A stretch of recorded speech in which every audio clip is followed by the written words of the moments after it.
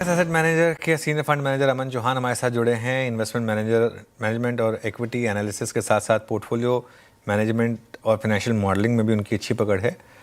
इन्होंने बतौर portfolio manager Reliance capital के साथ भी काम किया है। इनसे बात करेंगे। Aman ji, good afternoon. Thank you so much आज हमारे साथ जुड़ने के लिए। गुड मार्केट के आफ्टरनून। लिए काफ़ी टफ फेज रहा है ये पिछला कुछ समय। कैसे नेविगेट कर रहे हैं आप इस समय एज अ फंड मैनेजर इस मार्केट को? कुछ समय नहीं अनुज, ऑलमोस्ट 12-15 महीने हो गए मार्केट को साइडवेज मूव करने के लिए। बट कंप्लीटली अनएक्सपेक्टेड भी नहीं है। इसके पहले के 3-4 साल मार्केट में इतना अच्छा रिटर्न बना है कि सेम चीज हर साल तो नहीं बनेगी। तो जो एक मार्केट में टर्म होता है टाइम करेक्शन, मेरे हिसाब से वही चल रहा है। और रीजन इसका तो हम सब जानते हैं, यूएस की टैरिफ अनसर्टेनिटी है जो अभी तक हम कंक्लूड या क्लोज नहीं कर पाए। और जब तक वो नहीं होगा मुझे नहीं लग रहा कि मार्केट का माहौल कुछ सुधरेगा। तो 5-10% ऊपर नीचे जो है वो मूवमेंट रहेगा जब तक ये यूएस का जो बड़ा इशू है वो रिजॉल्व नहीं हो पाए। तो फंड वाइज, पोर्टफोलियो वाइज हमारा नजरिया यही है कि जो सेक्टर में आपको यूएस एक्सपोर्ट का डिपेंडेंस या इम्पैक्ट सबसे कम है, और जहां पे भी डोमेस्टिक ग्रोथ या दूसरे रीजन से जहां पे भी ग्रोथ की विजिबिलिटी है, उस सेक्टर पे ध्यान दिया जाए, उस सेक्टर पे फोकस रहा जाए।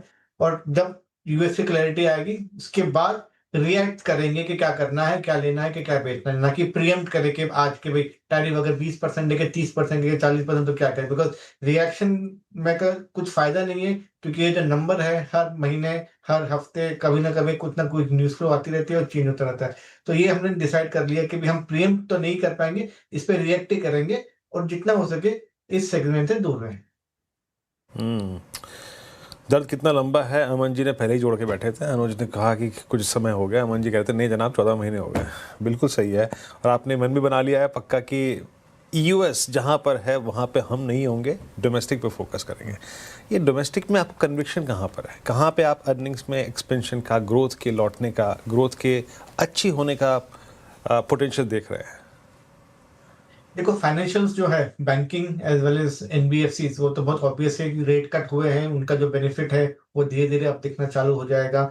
ग्रोथ, क्रेडिट ग्रोथ रेट में पिकअप ऑलरेडी दिख रहा है। बैंक्स के नंबर्स में ये सब इस क्वार्टर से दिखने चालू हो जाएंगे। तो वो एक ऑब्वियस सेक्टर है, सभी के पास पोर्टफोलियो में है, हमारे पास भी पोर्टफोलियो में फाइनेंशियल स्टॉक्स है, और फोकस यहीं पे मैक्सिमम रहा है।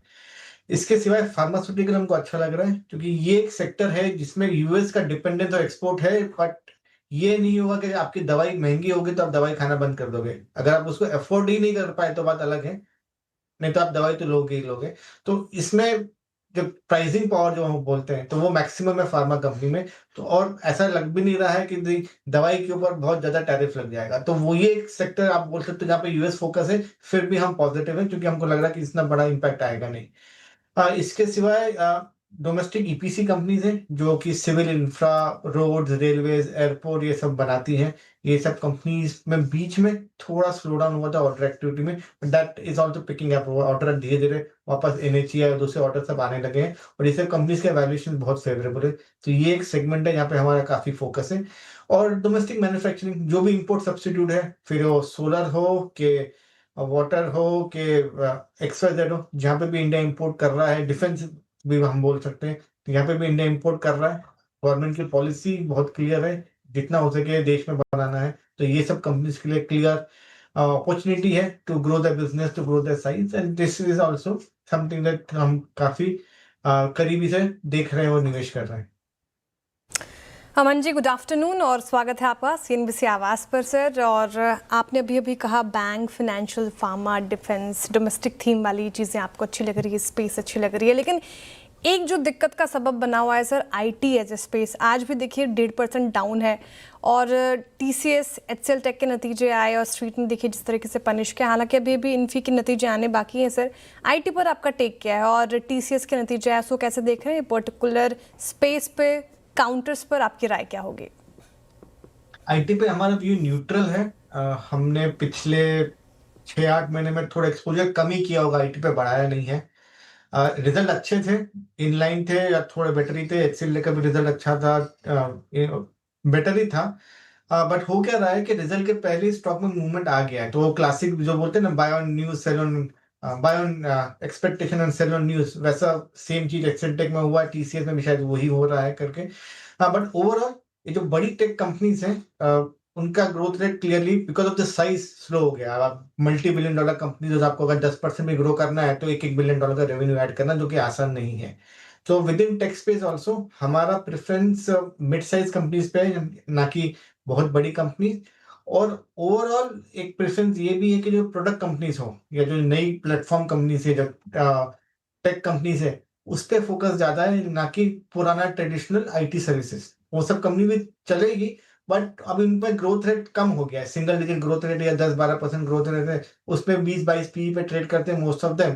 तो फेयर प्राइस है, तो इसलिए न्यूट्रल व्यू है, बहुत पॉजिटिव भी नहीं है और ऐसे भी नहीं है कि भाई हम कोई इस पे एक्सपोजर लेना ही नहीं है। फाइनेंशियल थीम में बहुत कुछ है, आपकी with in that micro choice क्या होगी? Lending, I mean PSU banks, private banks, insurance stocks, या फिर जो आजकल चल रही है ऑफ लेट कैपिटल मार्केट से जुड़े हुए स्टॉक्स? हमें पास प्राइवेट बैंक्स है। पीएसयू बैंक में खाली जो टॉप लीडर्स हैं, एक दो बैंक्स वही है, अदरवाइज मोस्टली प्राइवेट बैंक्स हैं। एंड एनबीएफसीज है, तो एनबीएफसीज में ग्रोथ रेट प्राइवेट बैंक से ज्यादा है। तो 3 या 4 एनबीएफसीज होंगे हमारे पोर्टफोलियो में, और 1 या 2 कैपिटल मार्केट से जुड़ी कंपनी, तो जैसे कि एएमसी कंपनीज हैं, या ब्रोकिंग कंपनीज है, या वेल्थ मैनेजमेंट कंपनीज हैं। बट प्रिडोमिनेंटली फाइनेंशियल्स के अंदर एनबीएफसीज का वेट सबसे ज्यादा है, फिर प्राइवेट बैंक है, और उसके बाद आपका ये कैपिटल मार्केट और पीएसयू बैंक्स है। ये प्राइवेट बैंक्स में मूव्स इतने ज़्यादा वॉलेटाइल क्यों हो रहे हैं अमन जी? काफ़ी, जैसे I mean obviously will not discuss individual stocks, लेकिन जैसे एचडीएफसी बैंक है, लगातार गिरावट है यहाँ पर। आईसीआईसीआई बैंक भी समहाउ अपने हाइज नहीं क्रॉस कर पाता है। तो ये इतनी वॉलेटिलिटी क्यों है इन स्टॉक्स में? इनका टेक्निकल रीजन है, क्योंकि ये सबसे लिक्विड सेक्टर है देश का। यहाँ पे प्रमोटर होल्डिंग बहुत कम है, या तो मिनिमल है, या बहुत सारे बैंक्स में नहीं भी है, तो इसमें फ्री फ्लोट बहुत ज्यादा है। और एफआईज का सबसे बड़ा होल्डिंग और एक्सपोजर बैंक्स के अंदर है, राइट। और हम देख रहे हैं कि पिछले काफी महीनों से एफआईज की सेलिंग चल रही है इंडिया में, फिगर नेगेटिव है। तो जहां पे भी जब भी इनको कुछ बेचना होता है, सबसे पहले बैंक्स में सेलिंग करते थे। तो ये जरूरी नहीं कि अगर स्टॉक डाउन है तो कोई फंडामेंटल रीजन हो, नियर टर्म में हो सकता है कि टेक्निकल रीजन भी हो सकता है कि एफआई की सेलिंग आपको बैंक्स में मैक्सिमम दिखती है वर्सेस अदर सेक्टर। सो ये एक यू कैन से रीजन है। और बाकी तो ऐसा तो कोई फंडामेंटल रीजन नहीं है। हाँ, क्लियरली जैसे इंडसइंड बैंक था, जहाँ पे कोई इश्यूज हुए थे, या कोई किसी कंपनी का रिजल्ट में कोई इम्पैक्ट आता है, तो रिजल्ट के टाइम पे एक स्पेसिफिक स्टॉक स्पेसिफिक इम्पैक्ट आता है। बट ओवरऑल अगर आपको बैंकिंग में वॉलेटिलिटी दिखती है, it's mainly liquidity driven technical reason. अच्छा अमन जी, एक दो स्पेस और जहाँ पे 3 महीने से एक कंफर्ट है, look at I mean insurance space. भाई जीएसटी जाने के बाद आईआरडीए जो है वो भी इस वकालत पे, अगर आप देखें, या फिर इस काम काज पे पूरी तरीके से जुटा हुआ है कि आप कमीशंस को किस तरीके से रेशनलाइज करें, तर्क संगत बनाएं। इंश्योरेंस स्पेस अच्छा वेल्थ क्रिएटर रहा है एटलीस्ट आई मीन CY23 के बाद। यहाँ पर आपका टेक क्या है? तो हमारे पास लाइफ इंश्योरेंस कंपनीज हैं। जनरल इंश्योरेंस कंपनीज अभी तक हम लोगों ने पोर्टफोलियो में कंसिडर नहीं किए, हालांकि हम 1 और 2 कंपनीज का कैन से इवैल्यूएशन कर रहे हैं। But as of now portfolio में लाइफ इंश्योरेंस है, and we are pretty happy. हम पिछले 4-5 साल से इस कंपनी में हमने इन्वेस्ट कर रखा है, अच्छा पैसा बना भी है। यहाँ से भी 15-20% कंपाउंडिंग रिटर्न इस सेक्टर में बन सकता है, ऐसे हमको लग रहा है। सो ओवरऑल आप ये कह सकते हो कि व्यू काफी पॉजिटिव है ऑन द इंश्योरेंस पे। फिलहाल लाइफ इंश्योरेंस है हमारे पोर्टफोलियो। ओके, इंश्योरेंस है आपके पोर्टफोलियो में। ये क्विक कॉमर्स स्पेस के है आपके पोर्टफोलियो में सर, जिस तरीके से Swiggy after coming in FNO जिस तरीके से वो पिटा है, हालांकि एटर्नल ने भी काफ़ी कोशिश की है अभी सुधरने की, इन सारे स्टॉक्स पर आपका क्या व्यू है? एक्साइटिंग कंपनी, बहुत इंटरेस्टिंग बिजनेस मॉडल्स हैं, बट ये बिजनेस मॉडल्स चेंज भी बहुत रैपिडली होते हैं। हर 3-6-9 महीने में कुछ ना कुछ आपको बिजनेस में चेंज करना पड़ता है, अपने बिजनेस प्लानिंग में चेंज करना पड़ता है, बिकॉज ये एक इवॉल्विंग स्कीम है और कंपटीशन भी उतना ही आता है, और थिंग्स कीप ऑन चेंजिंग। आपके खुद के बिजनेस चलाने के व्यूज भी चेंज होते रहते हैं। तो इस हिसाब से ये सेक्टर और ये कंपनीज बहुत वॉलेटाइल है। तो हमें कंपनीज पसंद है, बट फिलहाल हमारे पोर्टफोलियो में कंपनीज नहीं है। 2 रीजन से, एक, हर 3-6 महीने में आपको बिजनेस में कुछ ना कुछ इसको रिविजिट करना पड़ता है, तो it is very volatile from that angle. और ये सब कंपनीज में कैश प्रॉफिट अभी है, बट रिपोर्टेड प्रॉफिट नहीं है, किसी में कैश प्रॉफिट भी नहीं है।